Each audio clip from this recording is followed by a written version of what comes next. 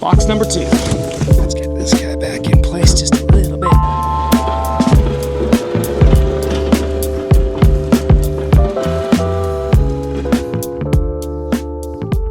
Hi guys, and welcome to today's task. For today's task, we are installing this B&W Companion 25K hitch, and we are partnering with them on this project.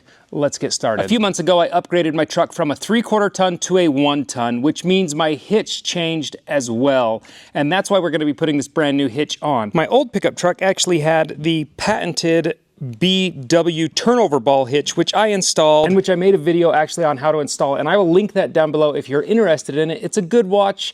I have installed since about 4 of those, and it's a really good process. It's simple to do on your own, and it will save you money if you do it on your own.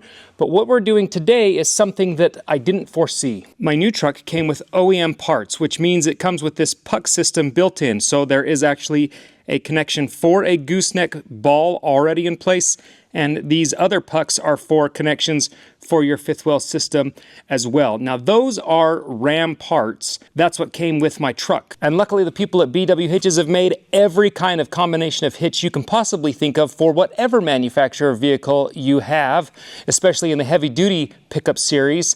And they make a hitch especially for this style of pickup truck that I have. So when you receive your hitch, it's gonna come in 2 big boxes. And you're gonna need a neighbor to sign for it because you won't be home, or maybe you will be, I don't know. But I thought it was really cool to see how the hitch actually comes. A good indication of any product is how it's packaged. If it's packaged well, chances are it's built well, and these are packaged like a dream too. So you will receive more information on other products that you might be interested in, which I always take a gander at. Then you'll get your instructions, which are available online as well. What I like is that I don't have to assemble everything, just small pieces of it. Another thing I like about this is it does come in sections, because these fifth wheel hitches, for them to be as robust as they need to be, they are heavy, and you don't always have 2 people to lift them in and out. So it's nice that they can come apart in pieces so that it's manageable with 1 person. Box number 2. That's heavy. Last but not least is gonna be this piece. And although it is not the heaviest thing in the world, I do recommend 2 people lifting it if you have the option. Let's get this guy back in place just a little bit. With my old hitch, the system I used was a B&W turnover ball, and it would just stick up, and then the other hitch contraption that I had would mount over that and cinch down to it and suck it to the bed. It does work pretty well, and B&W actually makes their own version of that, which my buddy has, and he's really happy with the way it's worked. But because this came with the OEM manufacturer ball here, B&W doesn't make a system to attach to that. So they use their OEM puck system that uses these simple locking collars to mount in. And then again, there's a redundant security on them. You do have to remove all of your pucks, all 4 of them. I'd recommend stashing these somewhere good, because these will blow around in the bed of the truck no problem. So you don't want to lose that. So these little openings are actually attached directly to the frame. So you're bolting to the frame, not to your bed. Do not be confused here. It is a very structurally sound system that they use. First things first, we're going to open up all 4 of these and set this guy in. There we go. Everything I'm doing on this one right here, you're going to do for all 4. So we're going to undo our hitch pin, set it aside. Then this will actually open and swing this to match. But that doesn't matter. Everything's loosey-goosey right now because they come from the factory ready to be adjusted. This puck system is pretty standard, but there could be minor variances from truck to truck. So they allow you to adjust for the best fit. So next in the instructions is actually to loosen these bolts on all of them, and to even undo your castle nut and its cotter pin. Bend it straight. Do not lose those guys. 3/4 it is.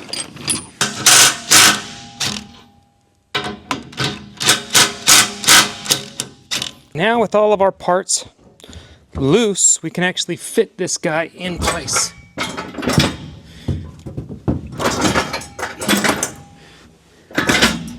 There we go.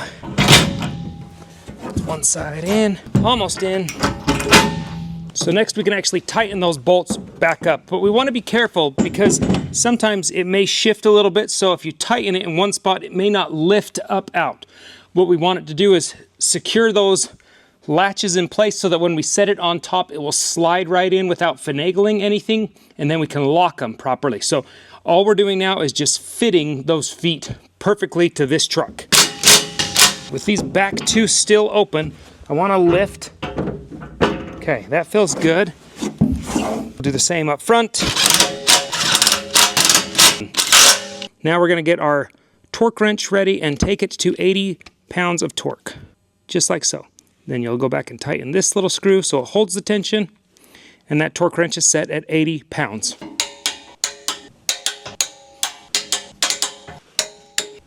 The next thing we want to do is set our tension. That is closed, but there's no tension for it. It actually has a groove on it, so when it slides in place, it will actually suck this down in a little bit tighter. So they give specific instructions on how to set it, but what the tension is you're looking for, because you can't really put a torque setting on this. This is the open position of this handle, this is the closed position of this handle, and clearly when I'm opening or closing it, although it is securing it in this system down below, there's going to be tension or lack of tension, and that's not secure. The instructions given are to close it and tighten the castle nut until it feels snug. Then open and close it and make sure you're feeling some sort of tension or engagement. They are very clear when they say it should not need to be tapped open or pounded closed. That's more tension than is necessary. And I think that feels really good. So we're going to lock that one in place with its cotter pin.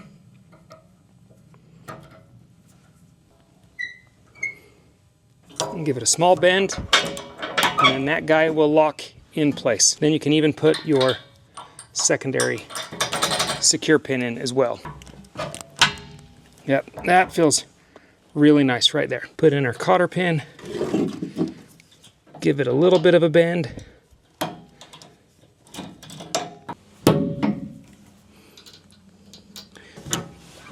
Okay, that feels good. This base is definitely secure and is not going to go anywhere, and it's adjusted to come in and out of this truck relatively easy now. We shouldn't have to adjust anything from here on out. It should be a matter of just unlatching these pins and lifting it up. I look at this hitch with three parts. The base, which we've already got set and dialed in for this truck. The second is these, what they call pivot arms, and the third is the yoke part itself. This is already adjusted and set. We don't need to worry about it anymore. But the next is going to be our pivot arms. And depending on how you put these pivot arms in will determine where your yoke sits. So if you were to set it here, you get so far from the cab of the truck or from the tailgate. If you come up or down, that changes things as well. You can move back to this position and go behind your ball a little bit, carry your trailer a little further back.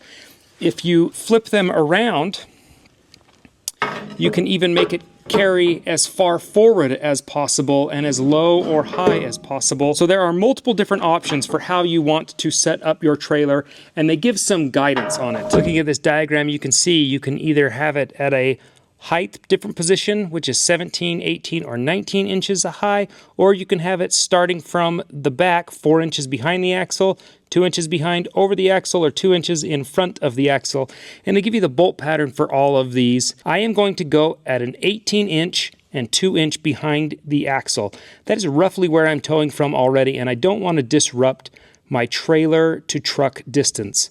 So that's what we're going to stick with. We're going to put our lock washer on. You definitely need a lock washer on. And we're going to start, I'm going to start with this bottom one, and we're going to go to these two middle ones, I believe, are where we're supposed to be. Get this other guy started. All right, rule number one when putting bolts into anything, make sure everything is already started a few threads before you cinch anything down. If you cinch one of these down, chances are you'll never get the other 4 bolts to line up.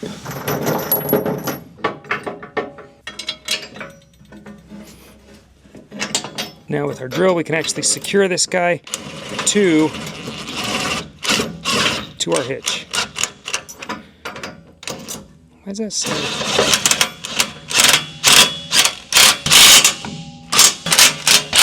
I'm gonna leave this guy for now. We'll go back and torque it once we get the other side in. So we grab our 2 blocks, get them in place. One thing that we do want to highlight, and it mentions this in the instructions, is that these bolts do have a shoulder on them, and between the thickness of this and the thickness of this plate, it may not take up 100% of the shoulder. What I mean by that is if that bolt's all the way in place, we still have that bit of shoulder on the bolt that will not allow this to seat. If you don't have it in correctly, you could not get the full tightening effect.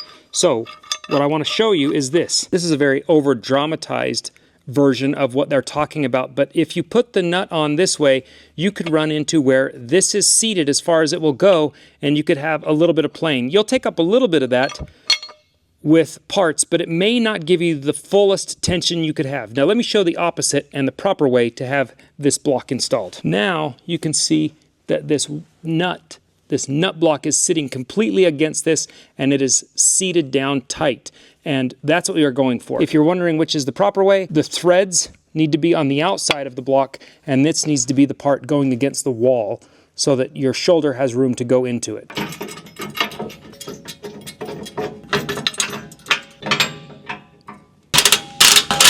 These bolts are all going to get torqued to 110, so it's the same process. We're going to bump our torque up to 110, like so. Lock it into place, so that's tight.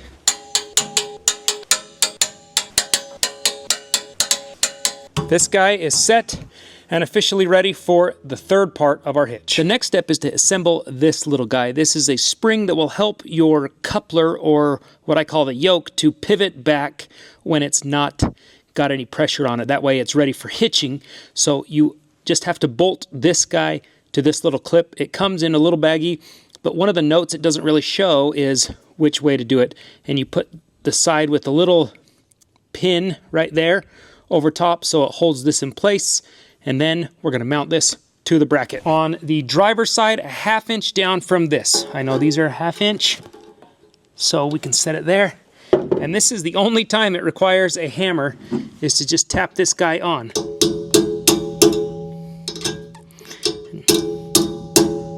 Maybe that's... There we go.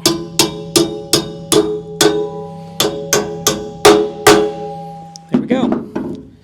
And that guy sits there to kind of help your yoke to pivot back so it's ready for hitching, so it doesn't get too pushed forward when you're hitching up. Now it is time to actually set our coupler. I like to call it a yoke, but they call it a coupler, on our hitch, and it's ready for it. The only thing we have to do is pull these little pins out, keep track of them, set them aside, and then this guy will lift and just clamp right on top of this.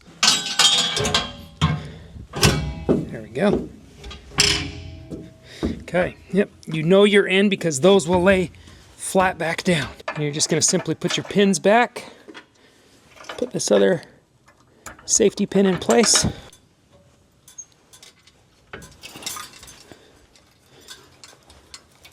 There we go.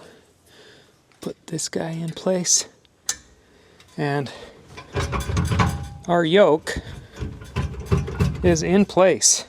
That is crazy. I can't believe we are in and locked in and everything. Now these arms can't come up, and it seats it on there. This guy can't come off.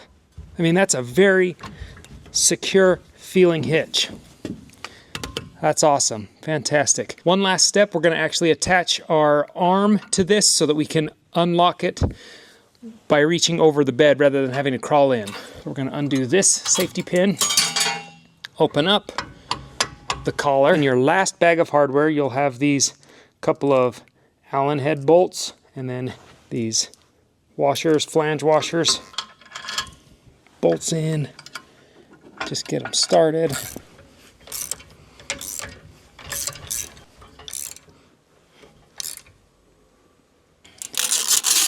Oh, that's a good feeling. That feels really good. With our latch pin all tightened up and locked in place, this hitch is ready to start towing a trailer. One thing I will mention is all of the bolt sizes that you're going to see on this are standard sizes, and that's because this hitch is made in America. And not only that, it's made with American steel. My dad worked for 34 years at Nucor Steel here in Plymouth, Utah, where they manufacture recycled steel. They take your old car, your old parts of steel, and melt them down and then make them into nice, fresh pieces of steel that this hitch itself is made from. The hitch I used in the past for my fifth wheel setup did work. I've gone back and forth to Florida multiple times. It's taken me across the country a few times, but I did have to sacrifice some of my ride with it. And I'm really excited to see the difference in this hitch. My buddy swears by it. He has it in his truck, and he says his truck does not drive the same as mine did. So I'm excited to hitch up and actually try it out. One thing they did mention is that you want the hitch to be just a little bit lower. So we want our hitch to sit right here and this to come up so that it can kind of straddle on top of it. Or that's what the manufacturer recommends, so that's what we're gonna do. We're gonna set up and get right here so that we're just a little bit below it, and then it will lift up into place.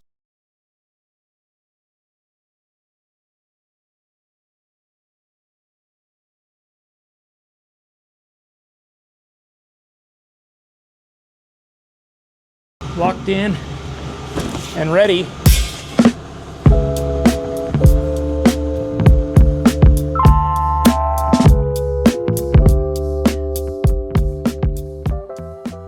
So far the hitch feels really, really smooth. One thing that I noticed with my old setup was I got a little bit of flex, and you just felt that. Every time you hit your brakes, you'd feel the hitch flex forward, and when you'd give it some gas, you'd feel it flex back and into turns, and I just got really used to it.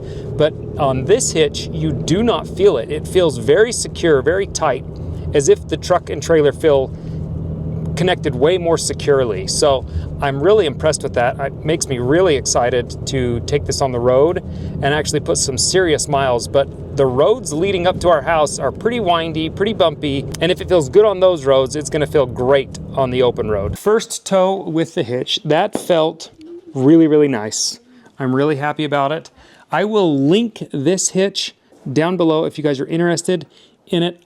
If you do not have the exact same truck that I have, but you are interested in a B&W hitch, they sell setups for most truck manufacturers. So I will link this particular one, but you can put in your truck's details and find the right hitch for you. I want to thank B&W for working with me on this hitch project and getting our truck set up so that we are ready to go on the road once again. If you like today's video, give it a thumbs up. If you're new to the channel, subscribe, and we'll see you guys next time.